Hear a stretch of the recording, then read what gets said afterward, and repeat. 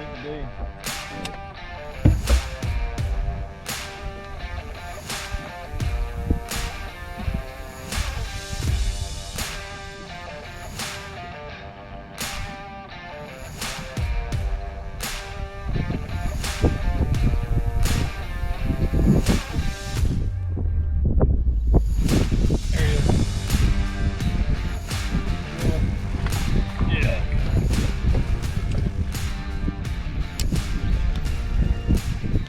Standing timber out here too,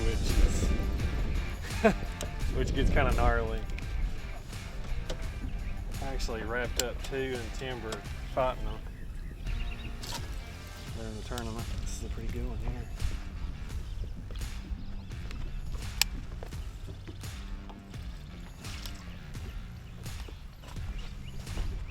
Come back here, golly. Let's see if we can get him right here.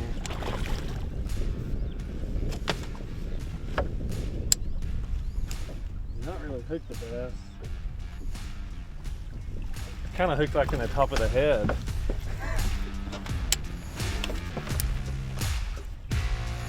Oh.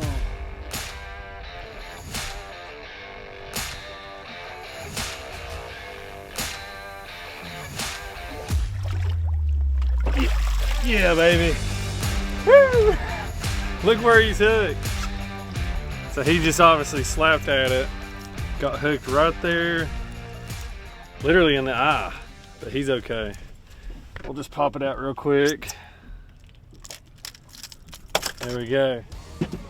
That's the old hardcore 4+ crankbait, citrus shad. As you can tell, just a great, deep, medium to deep diving crankbait. Beautiful fish. You can see here it's post spawn, its tail's beat up. So this fish probably got out offshore and just feeding on some shad. Nice.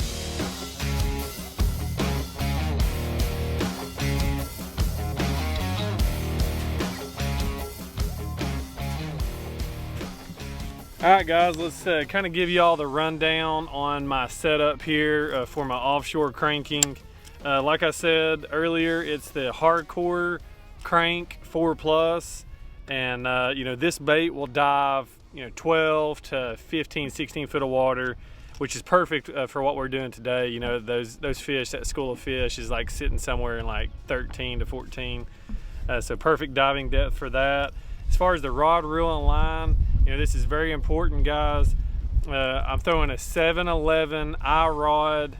It's a medium heavy. This is actually a prototype rod that I'm helping them design. It's a moderate action. And so by moderate, the rod bends throughout. And so that's really important to be able to get the nice load on that rod to where you can really make long casts. And then also when you're playing fish around the boat, it's gonna help you land those fish. So as far as the line goes, that's yo-zuri T7 fluorocarbon. This is our premium fluorocarbon line. It casts really well, super strong.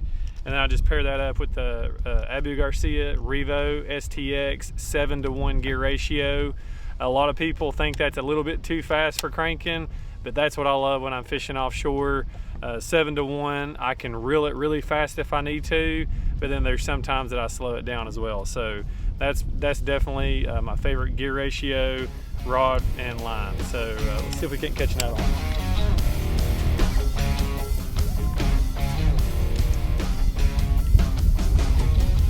And like I said, guys, the 7-to-1 gear ratio reel is really important, but what you have to keep in mind is that you have to vary your retrieve.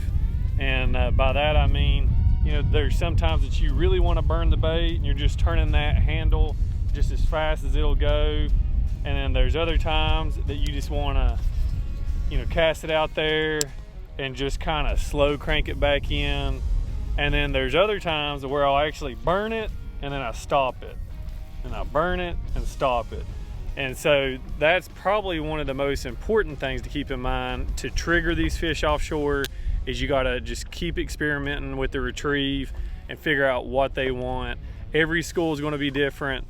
So that's something that I always do. So I hope these offshore cranking tips help you guys. You know, now is the time of year to be doing it. So go out there and good luck, guys.